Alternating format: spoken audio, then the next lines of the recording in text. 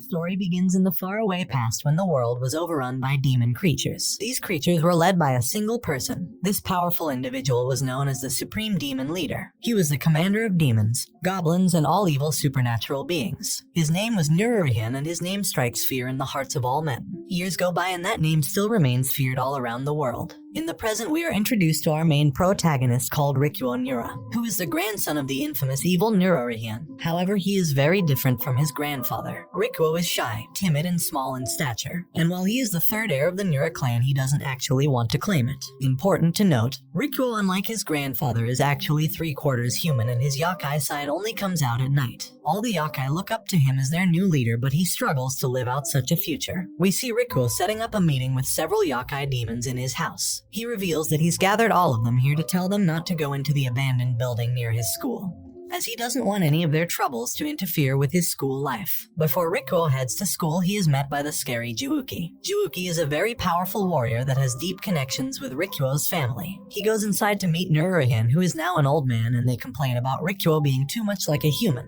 Rikuo goes to his school, happy to just be a regular boy and live a normal life. While he is getting ready for class, he overhears some students talking about rumored yokai sightings nearby. His classmate, called Kiitsugu, invites Rikuo and a few other students to go and examine the old building tonight in search of monsters. Rikuo agrees as he wants to keep his friends from getting hurt. When night arrives, all the students go inside the building and Rikuo desperately tries to keep them safe from the rogue yokai. Eventually, his family yokai come to his aid, making Rikuo feel ashamed for not being strong enough to help his friends. Rikuo has a vision where he speaks to his demon side, and it tells him that he must get stronger or he will fail. Elsewhere in the city, rogue yokai are running away from someone, but they soon get destroyed. We are then introduced to Zen, who is also a yokai and an ally of the Nura clan. He then goes to meet with everyone to talk about Rikuo and his future role as head of the family. Zen has a long history with the Nura clan, as his family was always protected by it, so he vowed to always remain loyal and help whenever he can. Rikuo arrives home from school, where he finds out that Zen has come to visit.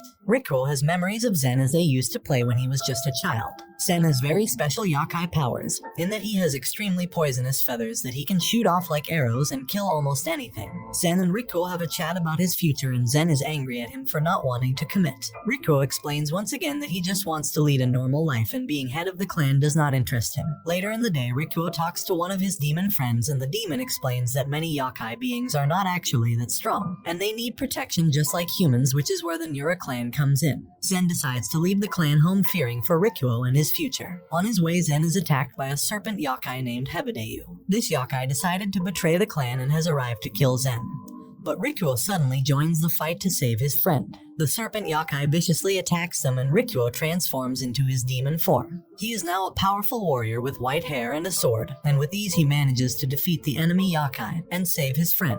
Meanwhile, a drunken man is walking down the street when he notices something strange in a dark alley. He goes to investigate and ends up finding a deceased woman and an evil-looking man with a scary smile. On the other hand, Rikuo enjoys his time at school, but his friends seem overly obsessed with demon activity, even planning another trip to his mansion, as it is rumored to have many yokai there. Rikuo also notices that one of his classmates, called Yura, is really into yokai stories, and she seems like a mystery. After school, Rikuo talks to his yokai helpers and directly instructs Oikawa to keep his friends safe from other yokai through the night. When Rikuo returns home, he finds all the yokai having a giant party in the house, which he is displeased about, to say the least, as he must now stop them and clean up before his friends arrive. He tells all the yokai to behave, and when his friends get there, they are not allowed to harass or play any sort of tricks on them. After a couple hours of Rikuo getting the house cleaned up, his friends arrive. His main mission is to keep them from exploring the house so they don't run into any yokai. Rikuo starts to notice that Yura is acting very strange, and she seems to be aware of the demons. As the night goes on, it is revealed that Yura is actually an onmyoji, which is a group of demon hunters who use spiritual power to combat yokai. After the party, a childhood friend and neighbor of Rikuo, called Kana Linaga, walks home with Yura. Yura explains how she lives alone, but before they can talk more, out of nowhere they are attacked by a group of yokai. These yokai pretend to be humans, but reveal their true nature when it's time to strike their victims. The yokai attacking Yura and Kana belong to the Rat Clan. Their leader is a tall and slender man, and his main goal is to destroy the Nura Clan and take over. His yokai attack Yura, and in turn she summons a giant wolf creature to fight them. While the leader of the yokai is impressed last, he then takes Kana hostage so that Yura has to surrender, and the two girls are kidnapped and caged.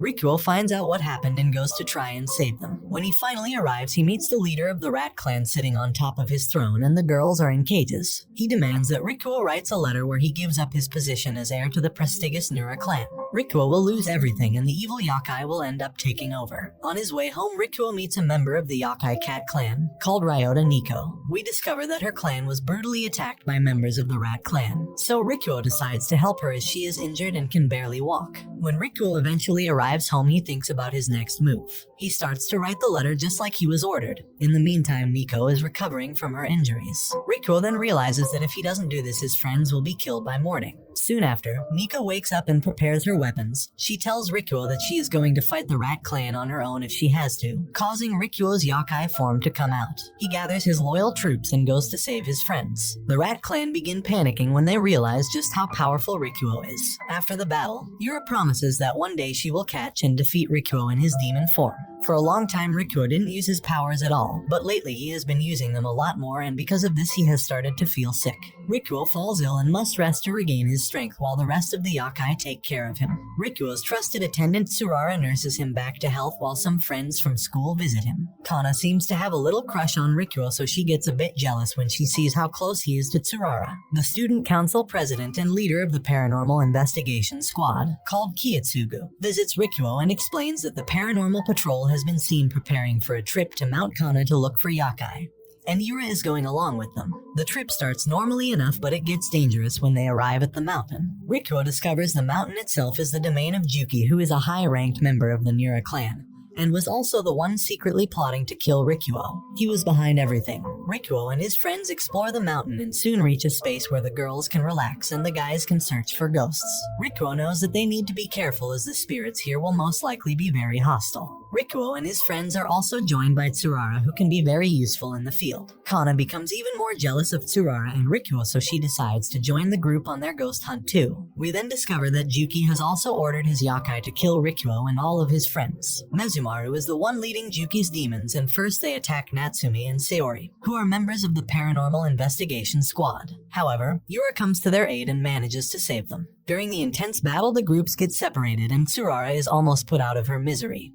But at the last moment, Rikuo shows up and saves her. He then prepares to fight the demon in front of him and defend his friend. On the other hand, the demon is happy that he has a challenge. Meanwhile, Yura has to defend the girls when 3 new Yokai appear. They approach the girls and they set them as their next targets. Ayatabu, the physically strongest Yokai in the Nura household, is looking all over for Rikuo but just manages to find 2 of his friends and goes back to the inn. Rikuo begins the battle with a Yokai called Gazumari. This Yokai tried to kill Tsurara and is excited that Rikuo wants to fight him as he enjoys the suffering of others more than anything. In the meantime, Kana is totally unaware of the situation outside and is slowly walking through the inn looking for Rikuo. As she climbs the stairs, she notices strange shadows moving around. She gets scared, but it turns out that it's Rikuo carrying a wounded Tsurara. Rikuo tells Kana to take care of Tsurara as he must go outside and do something. Rikuo runs out to find Juki and finally fight him face to face. In a flashback, Juki's motivations and past are revealed. A long time ago, he was merely a normal human known by the name Yumakemaru.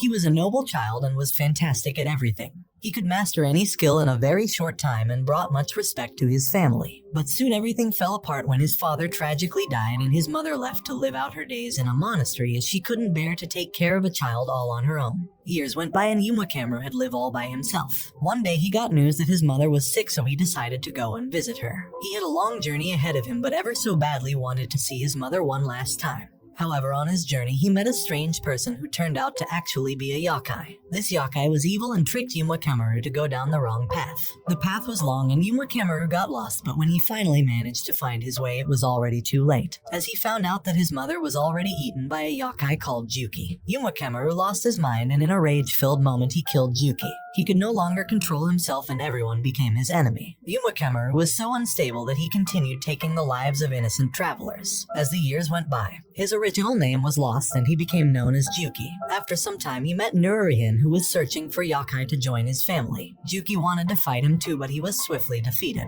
Nururian then offered Juki something he had not had in years, a family. In the present, Rikuo finally finds Juki and they begin to battle it out. Rikuo is rapid in battle and manages to hold his own against him. And after a great display of action, Rikuo finally manages to defeat Juki.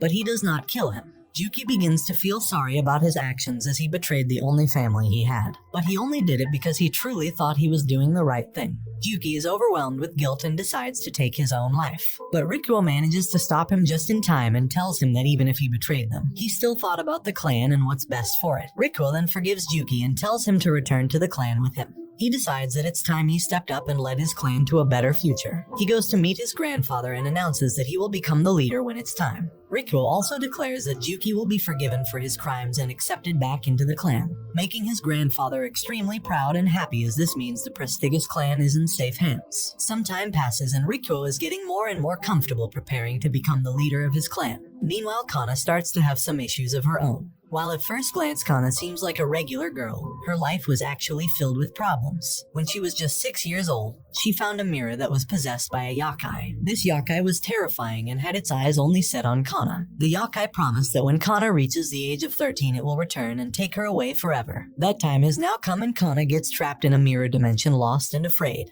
She is running out of options but soon realizes that she can communicate with the her world. A spirit doll was gifted to her by Kitsugu, one of her friends and paranormal detectives. Kana figures out that she can contact her friends through the spirit doll. She manages to communicate her situation and begs for their help. Rikuo finally turns into his night yokai form and goes to help Kana, who is almost consumed by the yokai. But Rikuo arrives at the last second and rescues her. Kana is finally free and can go home, but she can't stop thinking about Rikuo's night yokai form. He was so handsome and heroic, which cements Kara's feelings for him. She desperately wants to learn more about Rikuo, so she decides to spark a conversation with him while he is in his normal human form. She questions him about a lot of things like his night form, making him feel awkward. We are then introduced to Hihi, who is a crucial member of the Nura Clan and has been helping them for years. After an incident in the Demon Cat Alley, Hihi decides to go and investigate. However, his investigation is cut short when a mysterious attacker takes his life. When Rikuo receives the news, he is heartbroken as Hihi meant a lot. The elders of the clan decide that there needs to be more bodyguards on Rikuo wherever he goes, which leads to some embarrassing moments in school when Rikuo has to hide his yokai bodyguards. At school, the huge festival arrives and many people are in attendance. Even Nura shows up.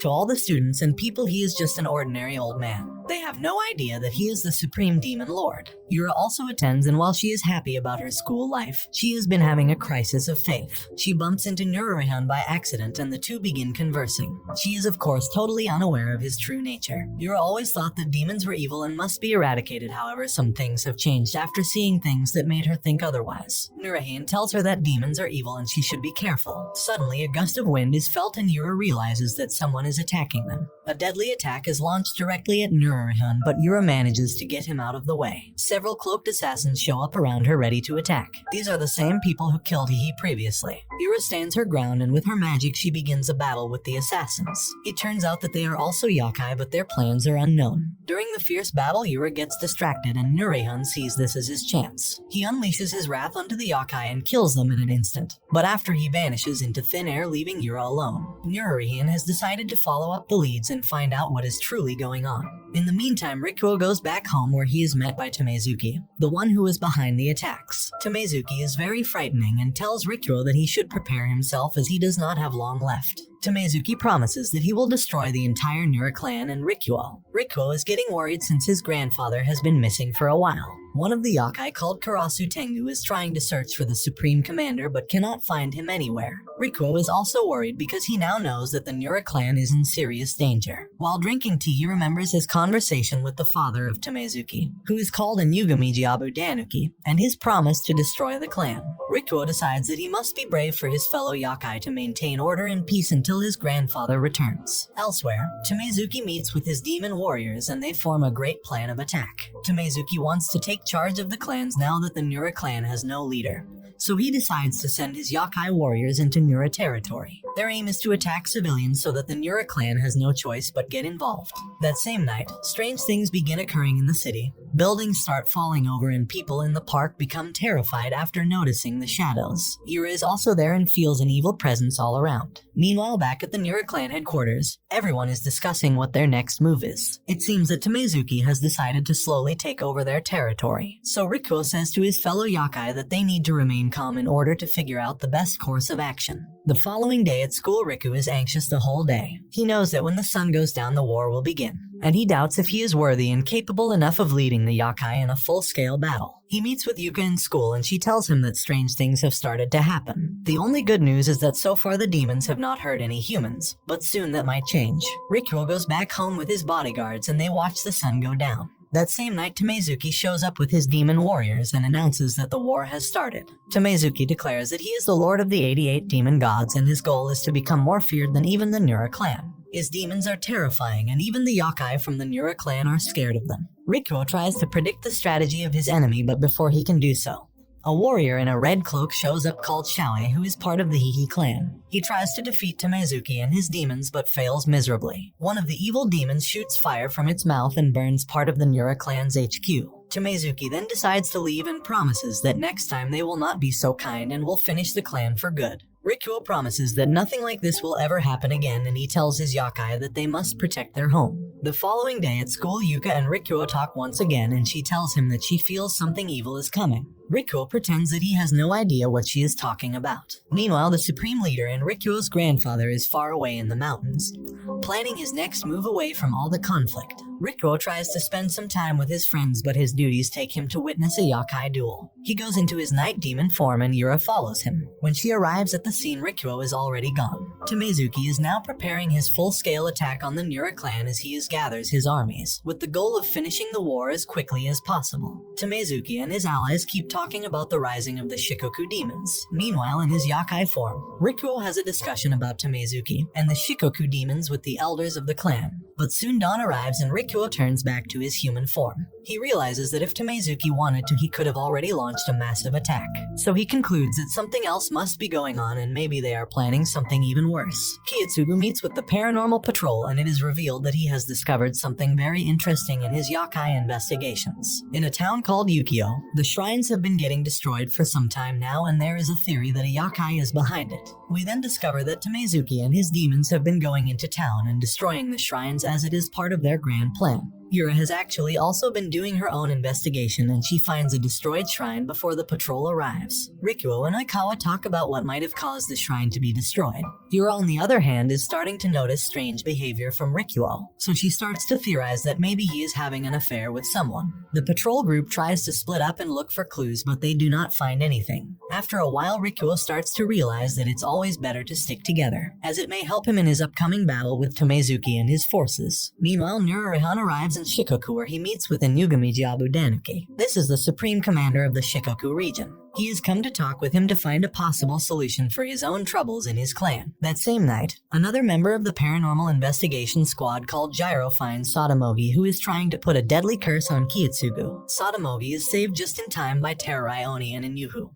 who are executives of the Yakuza Yokai and Shikoku. We also find out that Sadamogi is actually a Shikoku demon and he is hunting other demons trying to kill them. Some time passes and Rikuo is worried for the members of his clan as things get more dangerous. He spends time with his friends as much as he can, but he is worried a lot. Meanwhile, some of his demon warriors have managed to protect certain shrines from being destroyed. Later in the day, Natsumi goes to pay her respects to a local god called Lord Senba. She has been going to that same shrine since she was a child, so even if there is danger, she has to pray there. While Natsumi is praying, the scary Lord Sadamogi arrives. He grabs her by the hand and tells her that she must pray to him and no one else. Just as he tries to kill Natsumi, one of the demon warriors that works for the Nura clan arrives and stops him. In the battle, Natsumi is gravely injured and ends up in the hospital. Rikuo and his friends go to visit her, but they are worried as she seems to now have a curse on her. Rikuo promises that he will save her, so with the help of his demon warrior, he goes to hunt Sadamogi. Finally, they catch him and Rikuo transforms into his night yokai form. They manage to defeat and kill Sadamogi, which lifts the curse from Natsumi. The news regarding Sadamogi's death gets around and soon all the Shikoku demons find out.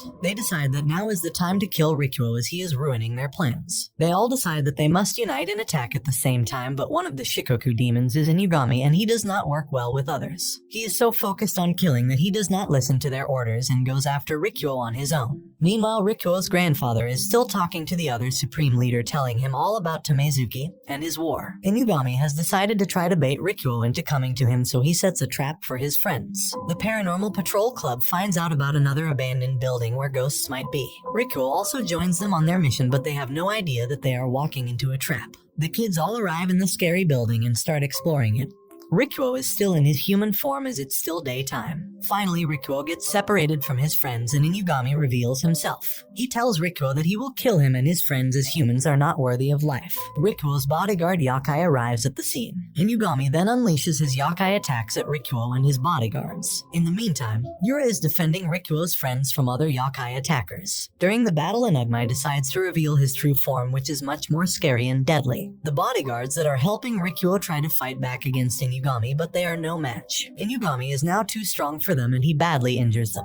Finally, he is faced with Rikuo and is ready to kill him. At that moment, the sun sets and the nighttime arrives. Rikuo now transforms into his night yokai form and is really powerful. Inugami is surprised, but he keeps on attacking. Now his attacks are not doing any damage. Rikuo in his demon form is far too powerful for Inugami. Just as Rikuo is about to kill Inugami, Tanuki appears and saves her demon friend. They both escape and Rikuo realizes that a lot of his friends are hurt. Tamezuki has now entered into the final phase of his plan. His demons have now destroyed almost every shrine in Yukio and all the local gods have been destroyed. The Nura Clan is weak as many of its members are either dead or injured. Now is the time to start the final attack. Tamezuki gathers all of his demons and they prepare for a giant attack against Rikuo's clan. Rikuo and the elders of the Nura Clan know that the war has officially started. Finally, after some preparations, Rikuo decides that he will lead his armies and stop Tamezuki. Rikuo talks to his yokai form once more and he promises that one day he will become a great leader. His yokai form still thinks that Rikuo has a lot to learn. Rikuo now transforms into his demon form and he prepares his soldiers for battle. Rikuo and his yokai arrive and the final war begins. Many demons start to fight each other and Rikuo in his night form is really powerful and deadly. Rikuo is looking for Tamezaki and he is trying to hunt him down. They finally meet and start to fight and Rikuo seems to be stronger. Their fight is interrupted when one of the demons working for Tamezaki, called Yasuzumi, gets involved. Yasuzumi is extremely powerful and he manages to injure Rikuo badly. Yasuzumi has the special power to blind her victim, which proves to be a big problem for Rikuo. Tamezaki then offers Rikuo a place to join him in his conquest, but Rikuo refuses as he believes that Tamezaki is truly evil. So Tamezaki decides that he has had enough of the talking and goes in for the kill. In the meantime, Tsurara has been trying to find Rikuo for a while, but in the midst of the battle she got lost. She arrives just in time and saves Rikuo from certain death. Yasuzumi then attacks Tsurara and blinds her as well. Tsurara and Rikuo are now both blind, but they manage to continue fighting and they defeat many of Tamezaki's soldiers. Tsurara finally manages to break the spell that Yasuzumi has put on her. Tsurara uses her freeze powers and freezes Yasuzumi. Rikuo leads his clan to fight the Shikoku Yokai. The Shikoku Yokai want to kill everyone and be the only rulers of the demon world. Tamezaki realizes that he is losing the battle, so he decides to take drastic measures. Using a cursed hammer, he begins slaughtering his own soldiers to absorb their power and use it for himself. Everyone is stunned by this as Tamezaki shows he has no care for his own soldiers at all. Inugami takes Kana as a hostage, but she is soon saved. Tamezaki then defeats Inugami to absorb his powers. Finally, Rikuo faces off against Tamezaki, who is now fully powered up. Rikuo communicates with his other half and they agree to work together and rule as the clan leader. Rikuo finally accepts full responsibility, which gives him an edge in battle, and the final fight with Tamezaki begins. Now as he has grown and matured, Rikuo can fight Tamezaki even if his form runs out. And this brings the anime to an end. Don't forget to like and subscribe if you enjoyed, and turn on the notification bell so you never miss out on another video. Until next time, take care.